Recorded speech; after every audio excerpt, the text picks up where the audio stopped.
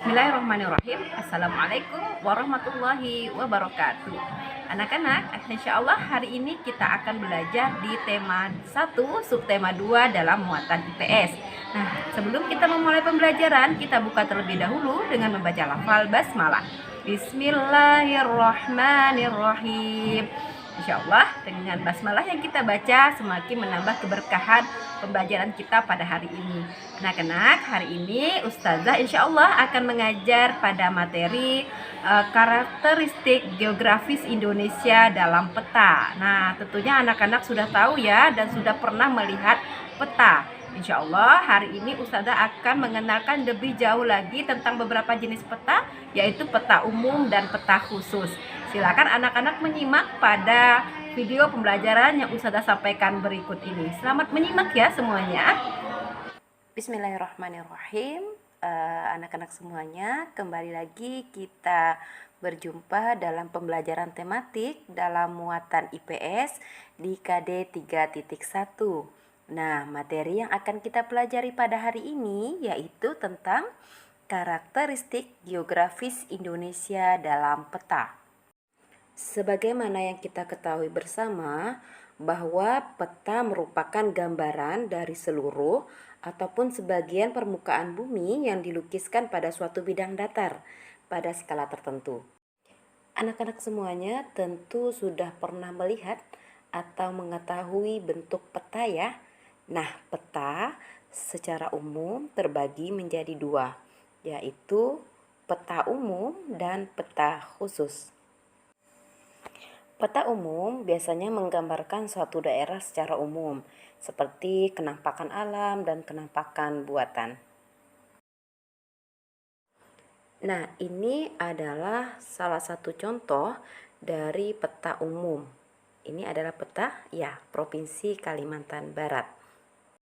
Pada peta ini kita bisa mendapatkan berbagai informasi yang berkaitan dengan kenampakan alam ataupun kenampakan buatan yang ada di daerah Kalimantan Barat.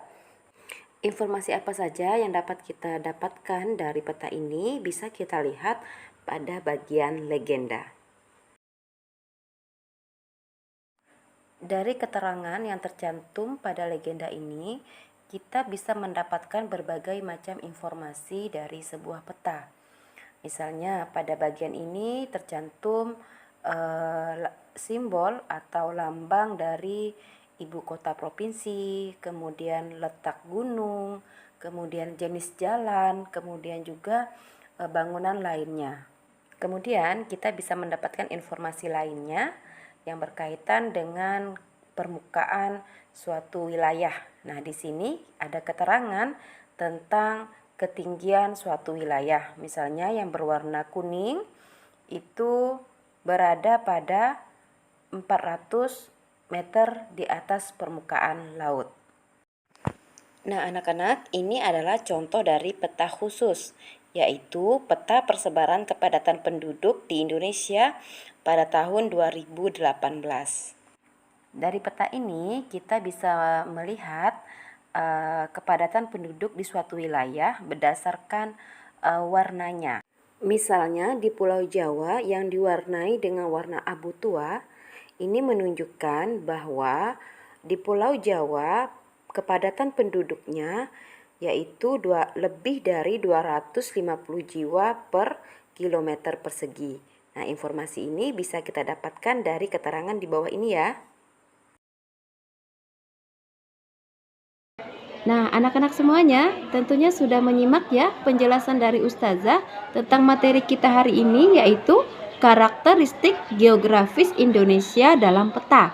Nah, tentunya selain yang ada di dalam peta, yang jauh lebih penting kita bisa mengamati langsung yang ada di alam dan di sekitar kita tentang karakteristik geografis daerah kita.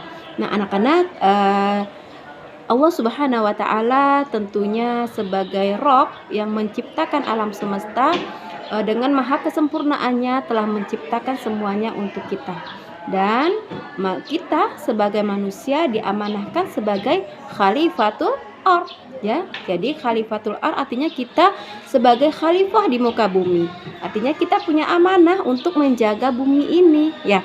Anak-anak, dalam Quran surah An-Nazi'at ayat 27 sampai 23 Allah Subhanahu wa taala berfirman, apakah penciptaan kamu yang lebih hebat atau langit yang telah dibangunnya?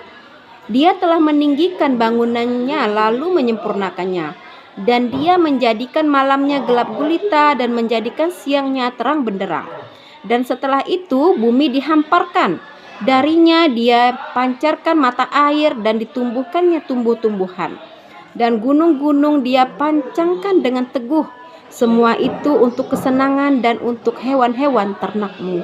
Masya Allah, begitu luar biasa kasih sayangnya Allah kepada kita.